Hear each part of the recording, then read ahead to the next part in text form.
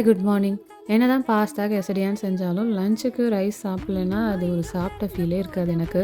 இன்னைக்கு லஞ்சுக்கு என்னோட ஸ்டைலில் மஷ்ரூம் பிரியாணி. தாளிக்கிறதுக்கு ஸ்பைசஸ்லாம் ஆட் பண்ணிக்கோங்க. வெங்காயம் நல்லா வதங்கினதும் இஞ்சி பூண்டு பேஸ்ட்டு வதங்கிறதுக்குள்ள ஒரு மசாலா ரெடி பண்ணிக்கலாம். சின்ன வெங்காயம், புதினா, கொத்தமல்லி, பிரியாணி ஸ்பைசஸ், கொஞ்சமாக பெப்பர், இது எல்லாத்தையுமே ஃபைனாக அரைச்சி அதையும் இதில் ஆட் பண்ணிக்கிறேன்.